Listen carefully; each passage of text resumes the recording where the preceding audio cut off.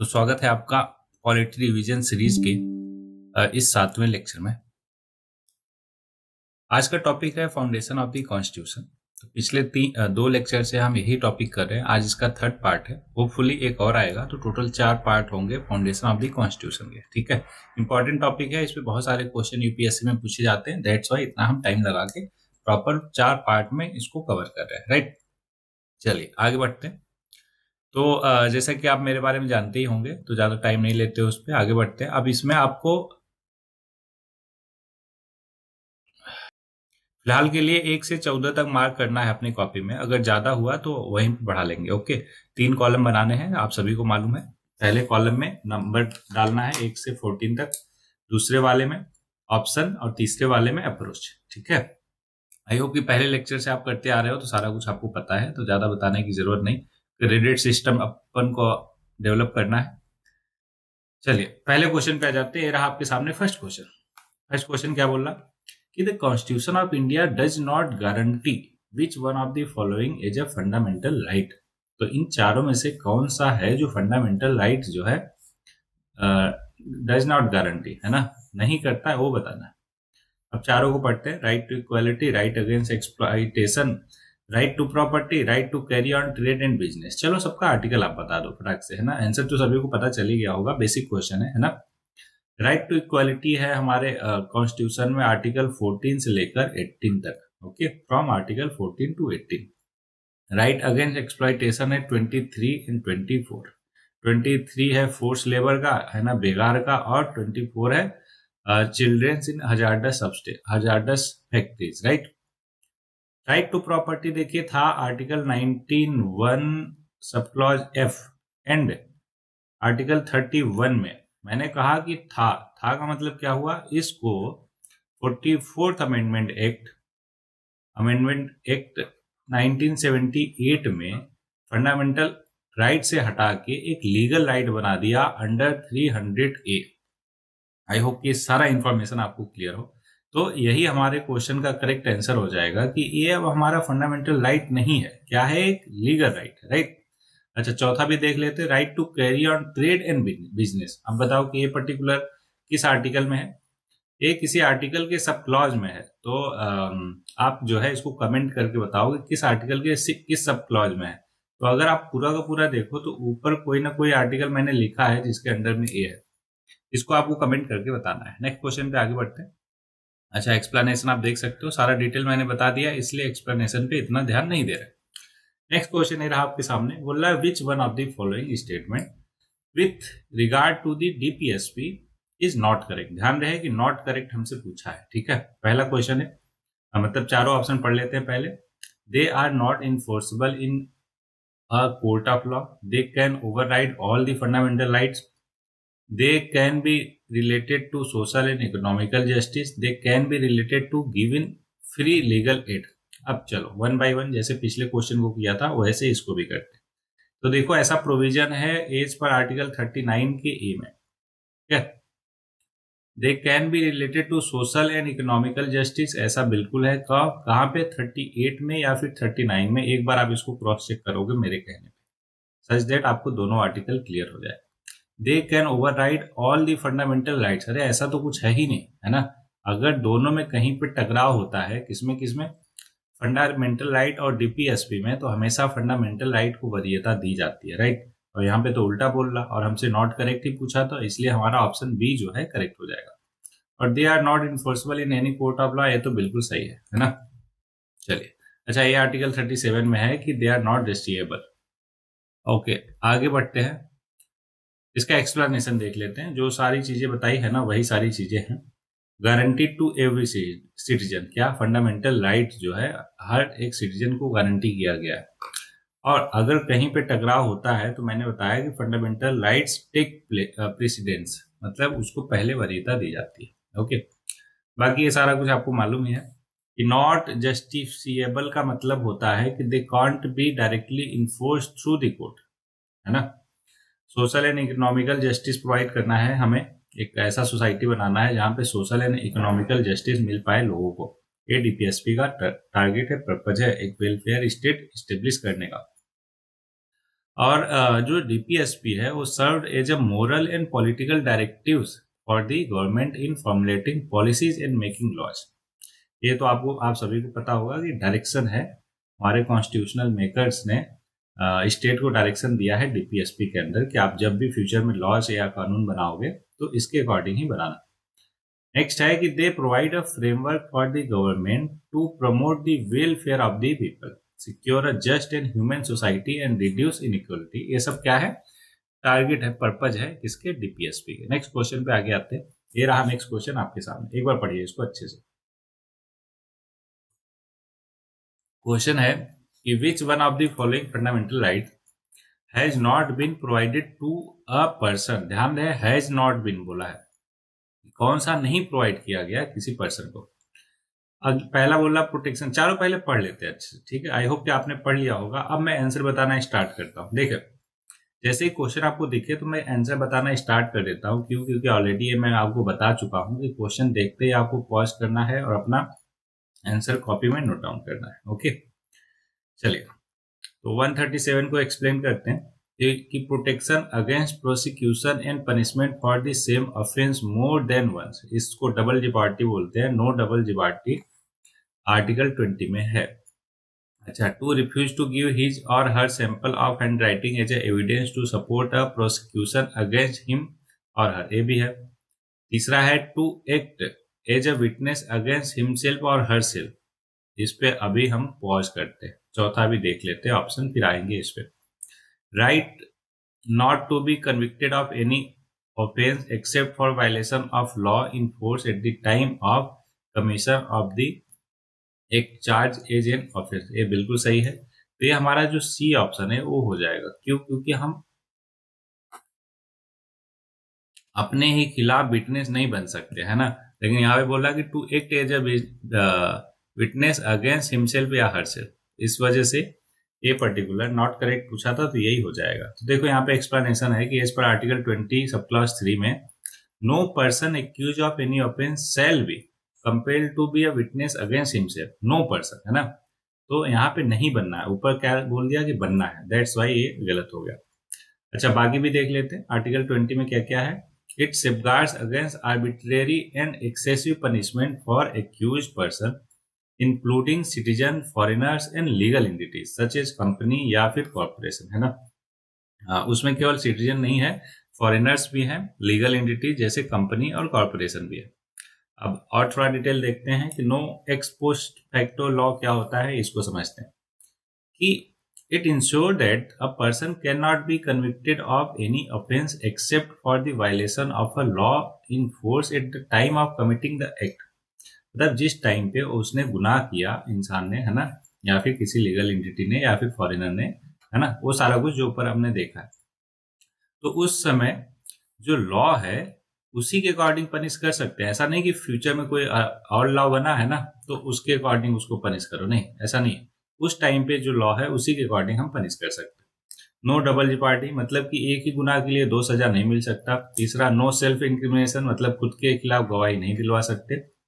और an ex post facto law ये बोलता है कि टाइम में, है ना, पीछे जाके, टाइम में पीछे मतलब जैसे गुनाह किया आज, है ना, तो अब क्या हुआ कि इसको फाइन लगाना है तो आज से ही जनरली लगाते हैं। ये क्या बोलता है, क्रिमिनल एक्ट में ऐसा होता है। लेकिन अगर टैक्स चोरी की बात है ना, क्या क्या सिविल लॉ है या फिर टैक्स लॉ है, तो हम रेट्रोस्पेक्टिवली भी कर सकते हैं, मतलब पीछे से भी लगा सकते हैं। फॉर एग्जाम्पल, मान लो कि आज है 14th ऑफ फेब, तो आज मतलब आज अगर वर्डिक्ट आया तो इस वर्डिक्ट में अगर वो सिविल लॉ और टैक्स लॉ की बात है तो 14th ऑफ जैन से भी फाइन लगा सकता है कि इस महीने का तो आप करोगे ही करोगे फेब का, लेकिन आपको जनवरी का भी टैक्स भरना है या फिर जो भी फाइन देना है वो करना है, राइट।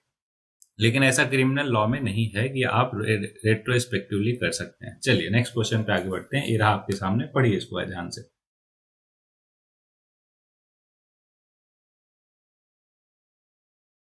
बोल रहा कि in relation to the fundamental duties instant in the constitution of the India which one of the following is not correct. ध्यान रहे, नॉट करेक्ट पूछा है।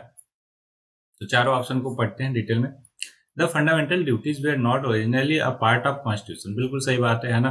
42nd अमेंडमेंट एक्ट से आया था 1976 में।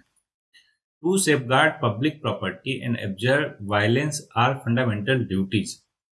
अब इस पे थोड़ा सा ध्यान देते हैं कि to safeguard public property and observe violence are fundamental duties, बिल्कुल ऐसा है ना, ये भी ठीक है। They are not enforceable through writs, हाँ ये भी है कि वो इन्फोर्सेबल तो है ही नहीं, तो ये भी ठीक है। चौथा है they may not be use for determining constitutionalities of law. देखो यही जो पर्टिकुलर स्टेटमेंट है ये गलत है, मतलब हमसे गलत पूछा था, नॉट करेक्ट, दैट्स व्हाई ये ऑप्शन डी हो जाएगा। अब जब समझो ध्यान से ऐसा क्यों, क्योंकि जो फंडामेंटल ड्यूटीज है ना एक्चुअल में वो भी गाइडिंग प्रिंसिपल की तरह हेल्प करते हैं किसको, कॉन्स्टिट्यूशनलिटी ऑफ लॉ को, है ना, डिटरमाइन करने में। इसका एक्सप्लेनेशन पढ़ लेते कैसे करते हैं कि while fundamental duties do not directly determine the constitutionality of law, they are often considered by the court while interpreting and deciding cases related to fundamental right of a citizen। मतलब किसी fundamental right of citizen को, है ना, interpret या decide करते time हम fundamental duties का सहारा लेते हैं इंटरप्रेट करने के लिए। Just fundamental duties provide guidance in context in interpreting the fundamental rights and they can influence the courts decision making process. I hope clear होगा। नेक्स्ट क्वेश्चन पे आगे आते हैं, इराक के सामने। To cherish and follow the noble ideas which inspire our national struggle for freedom.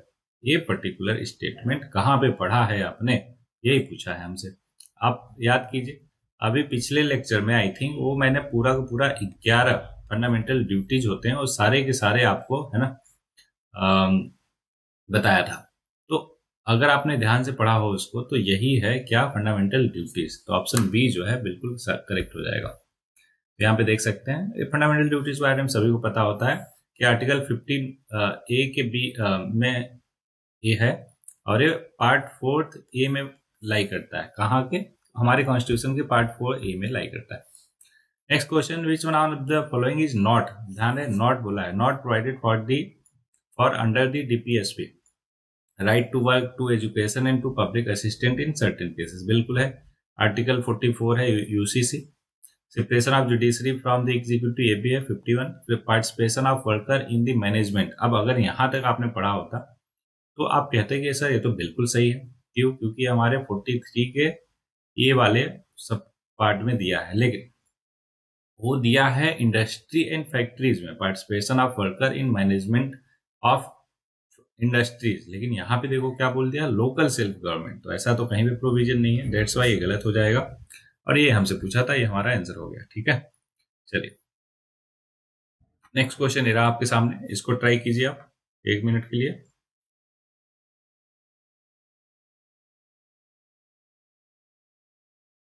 Okay, पहले question पढ़ते हैं फिर ऑप्शन पे आते हैं। बोला विच one of the following statement regarding the DPSP is not correct. फिर से नॉट करेक्ट पूछा है। पहला ऑप्शन है कि state shall follow the DPSP both in the matter of administration as well as in making of law. ठीक है ना, नॉर्मल स्टेटमेंट है तो ठीक लग रहा है। अगला है DPSP embody the object of the state under the Republican Constitution। ठीक है, DPSP have precedence over the fundamental rights in the case of conflict between the two। अभी इसको हमने पढ़ा है कि अगर ऐसा कुछ भी होता है तो फंडामेंटल राइट को वरीयता दी जाएगी। हमसे नॉट करेक्ट पूछा था, that's why option C will be not correct. अच्छा, डी भी देख लेते हैं, करेक्ट वाला भी एक और फैक्ट क्लियर हो जाए हमारा कि DPSP are not enforceable in court. Article 36 में स्टेट का डिफिनेशन है, 37 में यह है कि they are not enforceable. Next question, I hope कि सारा कुछ क्लियर है आपको। ये रहा आपके सामने, बोला Sikkim became an associate state of Indian union through. अब देखो इस क्वेश्चन को करना थोड़ा सा मुश्किल है, क्यों, क्योंकि थोड़ा सा है फैक्चुअल है। अब अगर ये फैक्चुअल है तो इसको करने के लिए आपको पता होना चाहिए कि सिक्किम जो है कब जो है एसोसिएट स्टेट बना इंडिया का। अगर आपको डेट भी याद हो ना तो उससे भी हो जाएगा।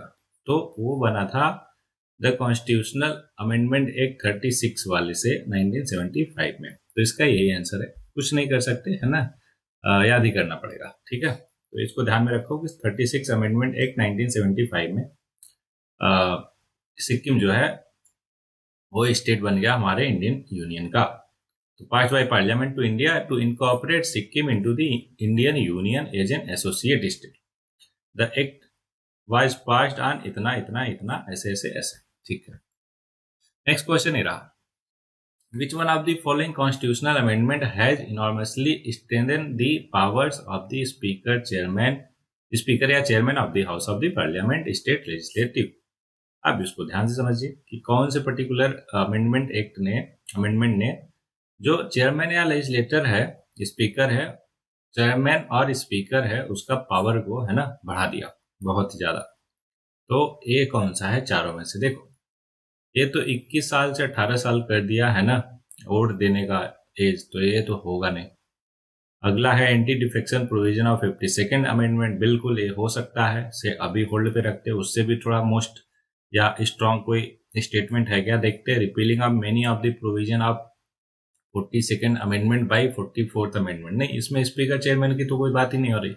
73rd amendment that confirm extensive the power on panchayat body, panchayat body को दे रहे हैं, लेकिन इसमें स्पीकर या चेयरमैन का क्या काम? तो ना तो पहला होगा, ना तो तीसरा, ना तो चौथा, बचा कौन सा? दूसरा। और दूसरा क्यों होगा अब ये समझते हैं। देखिए, जो एंटी डिफेक्शन प्रोविजन है एज पर शेड्यूल 10 है ना, और कब अमेंड हुआ था? 52nd अमेंडमेंट एक्ट के थ्रू हुआ था। ये आई थिंक हुआ था 1985 में। एक बार आप इसको क्रॉस चेक करोगे, 1985 या 1986 में हुआ था। इसको आप क्रॉस चेक करोगे और सही वाला कमेंट बॉक्स में कमेंट करोगे। ओके, अब इसका एक्सप्लेनेशन देखते हैं। देखिए क्या हुआ कि जब एंटी डिफेक्शन लॉ आया तो उसने स्पीकर और चेयरमैन को एम्पावर कर दिया डिसीजन लेने के लिए किस पर? डिस्क्वालिफिकेशन ऑफ एमपीज और एमएलए, है ना, and to maintain the stability and integrity of political parties और legislative body by curbing defection. तो इस तरीके से इसको इतना पावरफुल बना दिया कि उनके हाथ में पावर दे दी, वो डिसाइड करेंगे कि ये डिफेक्शन है कि नहीं है। Okay, it can be said that the 52nd amendment has enormously strengthened the power. वही सारा जो कुछ। आगे बढ़ते हैं, नेक्स्ट क्वेश्चन ये रहा आपके सामने। विच one of the following concern has found a place in both fundamental duties and DPSP, मतलब जो फंडामेंटल ड्यूटीज में भी है और डीपीएसपी में भी है, ये दोनों के दोनों बताना है। ये है safeguard of public property, safeguard of public property, ठीक है। अगला है protection of improvement of environment forest and wild life, बिल्कुल ये भी है, डीपीएसपी में भी है और फंडामेंटल ड्यूटीज में भी है। अगला बाकी भी देख लेते हैं। Respect for the rich heritage of our composite culture, ये भी है। प्रमोशन ऑफ कोऑपरेटिव सोसाइटी, ये डीपीएसपी में है, आई थिंक ए भी डीपीएसपी में है और ए भी डीपीएसपी में है, और लेकिन बी वाला जो ऑप्शन है वो दोनों में है। कहाँ कहाँ पे? डीपीएसपी में भी और फंडामेंटल ड्यूटीज में भी। यहाँ पे देख सकते हो आप, ये सारा कुछ हम जानते ही हैं ऑलरेडी, इसलिए ज्यादा टाइम नहीं लगा रहे। 48 का ये वाला जो आर्टिकल है हमारे कॉन्स्टिट्यूशन में, उसमें ये स्टेट किया गया है कि state shall endeavours to protect and improve the environment and to safeguard the forest and wild life of the country. ये रहा next question. Which one of the following is not a part of the DPSP, है ना। Uniform civil code article 44 बिल्कुल है। Separation of judiciary from executive article 51 बिल्कुल है। Duty of the state to raise the level of nutrition and standard of living, I think article 47 है। एक बार आप इसको क्रॉस चेक करोगे। Promotion of scientific temperament, humanity and the spirit of inquiry and reform. अब बात बताओ, अभी अपन ने किया फंडामेंटल ड्यूटीज, उसमें ये जो है बहुत ही इंपॉर्टेंट पॉइंट था कि हमें एक साइंटिफिक टेम्परामेंट डेवलप करना है। ऐसा नहीं कि किसी ने बोल दिया कौवा कान लेकर भागा तो हम कौवे के पीछे भागे, ना कि अपना कान टटोले, राइट। दैट्स वाई हमें एक साइंटिफिक, एक रेशनल माइंडसेट डेवलप करना है, और ये हमारे फंडामेंटल ड्यूटीज का एक पार्ट है, बहुत ही इंपॉर्टेंट पार्ट है। ओके, तो ये डीपीएसपी का हिस्सा नहीं, फंडामेंटल ड्यूटीज का पार्ट है। दैट्स वाई ये हमारा हो जाएगा आंसर। चलो आगे बढ़ते हैं, ठीक है। नेक्स्ट क्वेश्चन ये रहा। The power of president of India to refer a matter back to the council of minister for the reconsideration was inserted in the constitution by. देखो इसके पीछे का स्टोरी आई होप कि आपको याद भी हो कि क्या हुआ कि 1975 से लेकर 77 तक क्या था हमारे देश में? इमरजेंसी थी, ठीक है। अब इमरजेंसी कैसे लगती है आपको मालूम ही है, तो इसमें प्रेसिडेंट से एक्सेंट लेना होता है। अब प्रेसिडेंट से एक्सेंट लेने के लिए कॉन्स्टिट्यूशनल अमेंडमेंट, कॉन्स्टिट्यूशन में ये प्रोविजन है कि मस्ट, कि president must have to give his और हर एसेंट। अब यहाँ पे अगर मस्ट है तो मतलब प्रेसिडेंट के हाथ में कुछ पावर ही नहीं है कि वो उसको देना ही देना है क्या, एसेंट अपना। दैट्स वाई इस चीज को अवॉइड करने के लिए हमने 44th कॉन्स्टिट्यूशनल अमेंडमेंट एक्ट 1978 में क्या हुआ, जब जनता पार्टी का रूल आया तो उन्होंने इस मस्ट को हटा के रिकंसिडर, वंस रिकंसिडर करने के लिए भेज सकते हैं, ऐसा बोल दिया कि एक बार रिकंसिडर करने के लिए प्रेसिडेंट भेज सकते हैं। दैट्स वाई इसका आंसर हो जाएगा 44th अमेंडमेंट। आई होप कि ये स्टोरी भी आपको ध्यान में रहेगी, सच दैट कि इतना इजिली इमरजेंसी ना लगा पाए कोई देश में। ओके, चलिए, तो ये सारा कुछ डिटेल है जो मैंने आपको बताया, आई होप कि आपको ध्यान में रहेगा। The provision under article 51A of the constitution of India relate to, देखो कितना क्यूट सा है ना, कितना क्यूट सा क्वेश्चन है कि आर्टिकल 51A प्रोविजन किसके रिलेटेड है, बताओ चारों में से, है ना। बच्चा बच्चा जानता है कि sir fundamental duties. Next question, the amending power of parliament set forth in which one of the following article of the constitution. ये भी एकदम क्यूट सा है ना, क्यूट वाले क्वेश्चन। नेक्स्ट क्वेश्चन,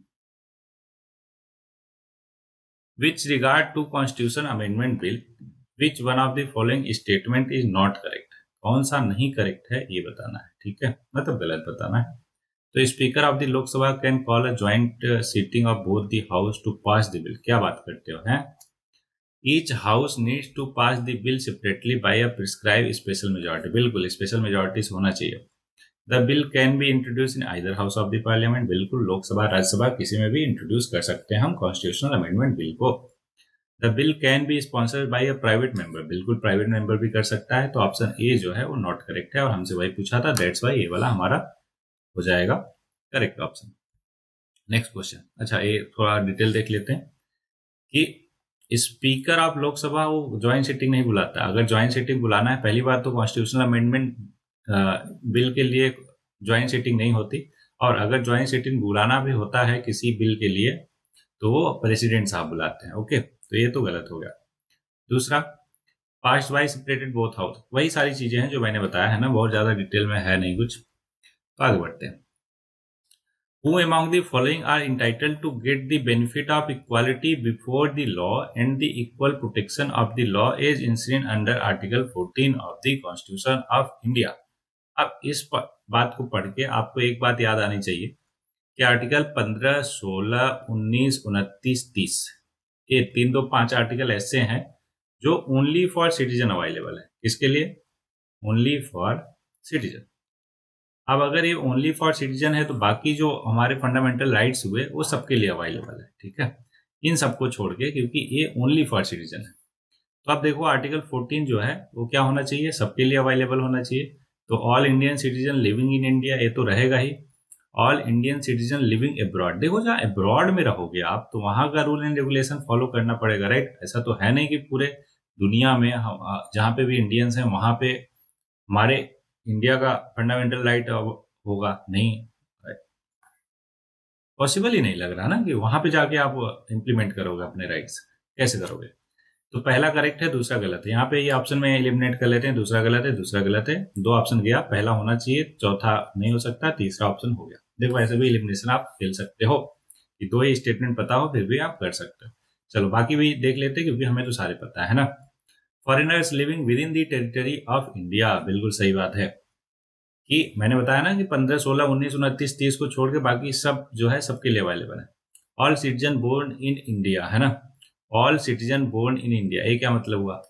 कोई भी सिटीजन जो है बोर्न इन इंडिया, बोर्न अगर इंडिया में हो गया बाकी कहीं पे और चला गया तो वहां पे थोड़ी ना लगेगा। तो ये सारा कुछ बता दिया मैंने कि within the territory of India, है ना, इंडिया में, this means the both citizen and foreigner are entitled to protection of article 40 and it does not apply to Indian citizen living abroad and citizen born in India but living abroad.